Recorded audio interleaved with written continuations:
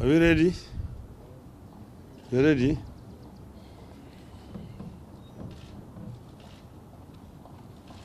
Okay. Well, the statement I want to read here is about the judiciary executive deal should get Kenyans worried. We raised alarm when information emerged that the head of the judiciary, Madam Martha Koome, was seeking a meeting with the head of the executive, Mr. William Ruto, supposedly to iron out differences between the two branches of government. This followed a threat by Ruto and some members of his party and the administration against the judiciary, following a string of unfavorable rulings against the executive. We warned that there was more than met the eye in the threats by Ruto and the request for a meeting by Madam Koome. We warned then that Mr. Ruto's real intention was to complete the capture of the branches of the government by the executive by taking over the judiciary, force it to forever rule in his favor, in addition to populating the institution with the loyalists. We also warned that in this entire plan, the judiciary was showing signs of willingness to prostrate itself before the presidency in an arrangement that spells grave danger for the rule of law and the entire country. We now know what transpired at a State House meeting, and it is completely different from the lie the country was fed after that event. We can now confirm that there exists an elaborate plan that will allow Mr. Ruto to appoint friendly judges to the judiciary with the complete concurrence of Chief Justice Koome. This was among the issues discussed and agreed on during the ill-advised meeting between Ruto and Koome at State House. At the meeting, the Chief Justice and Mr. Ruto reached an agreement that will supposedly allow Mr. Ruto to provide additional funding to the judiciary. In return for this additional funding, Justice Koome is to advertise vacancies for 5 additional High Court judges and 11 Court of Appeal judges. This is in addition to the 20 High Court judges advertised last year.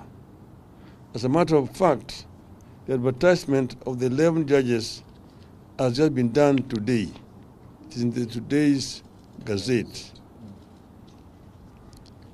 In that agreement, the 5 High Court judges and 2 Court of Appeal judges will be for Mr. Ruto to forward to the JSC. And he floated the names.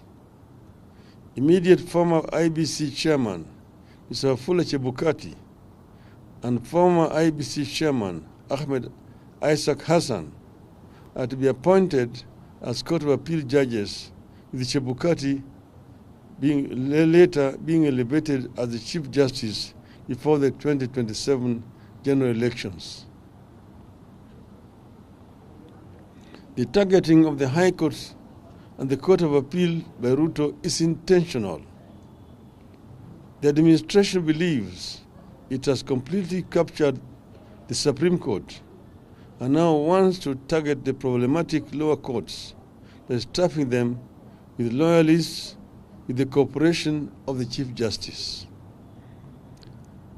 After filling the executive with people of questionable integrity and capacity, and who will remain eternally grateful to him, Mr. Ruto is looking to set up a user-friendly judiciary full of people with questionable pasts and limited capacity.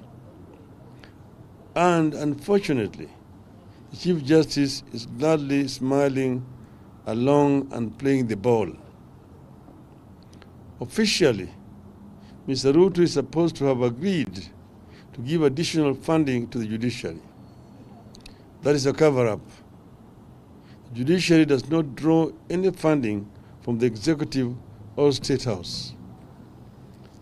Article 173 of the Constitution of Kenya established the Judiciary Fund, which is administered by the Chief Justice, Registrar of the Judiciary. Which is administered by the Chief Registrar of the Judiciary. The provision of the Judiciary Fund as contained in Article 173 states as follows. 1. There is established a fund to be known as the Judiciary Fund, which shall be administered by the Chief Registrar of the Judiciary. 2. The fund shall be used for administrative expenses of the judiciary and such other purposes as may be necessary for the discharge of the functions of the judiciary. 3. Each financial year, the Chief Registrar shall prepare estimates of expenditure for the following year and submit them to the National Assembly for approval. 4. Upon approval by the National Assembly, the expenditure of the judiciary shall be a charge on the consolidated fund, and the fund shall be paid directly into the judiciary fund. 5. Parliament shall enact legislation to provide for the regulation of the fund. The presidency cannot allocate any money to the judiciary. Madam Koome knows this, and yet has willingly proceeded to associate herself with and endorse an illegality. Where Koome sought money from the State House and not from Parliament, only she can explain, but it spells doom. To the best of our knowledge, the judiciary has never said that it submitted budget estimates to Parliament and it was rejected. You have not seen any petition by the judiciary to Parliament over rejection of submitted budget estimates, if any. We challenge Madam Koome to prove otherwise. Ruto is engaged in maneuvers designed to mitigate the ability of the courts to act as a check against the executive power at a time he has already muzzled legislative power through the capture of Parliament. And if you want to know that the National Assembly is captured, take note that the National Assembly Speaker, Moses Wetangula, filed a notice of appeal at the Supreme Court challenging the appeal court decision that declined to extend order allowing housing levy deductions. The housing levy is being imposed by the executive, which is also the branch of the government who lost at the Court of Appeal. But it is Mr. Wetangula who has moved to the Supreme Court. What a shame. His loud protests against the court rulings are meant to intimidate and paralyze the courts. The latest move agreed on at the meeting with the Chief Justice are meant to enable him to pack the courts with the Kenya Kwanza friendly appointees.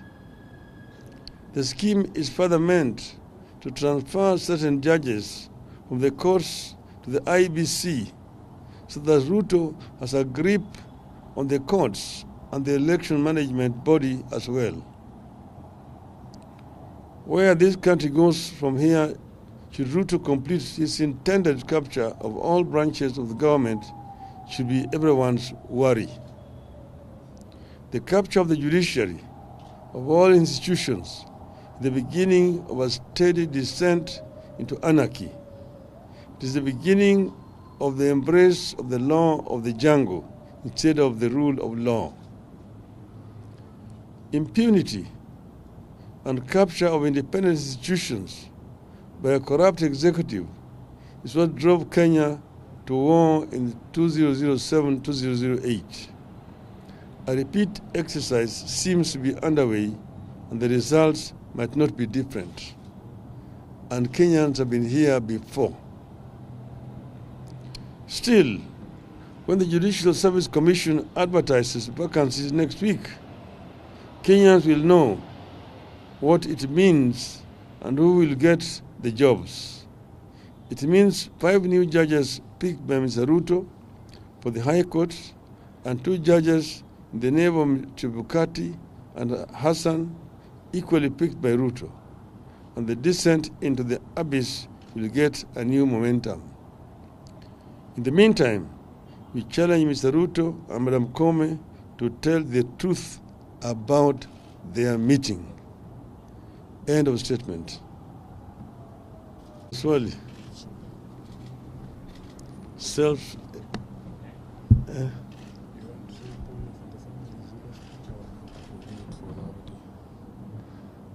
No, on another issue, we are saddened at what happened last night in Embakasi village, where there was an explosion at an LPG filling plant, which has caused death, I'm told by now, of 4 Kenyans, and that very many people actually have been injured. We're told that people have different degrees of burns who have been treated at different institutions belonging to the Nairobi County government. We say pole to the families of the deceased and those who have been injured.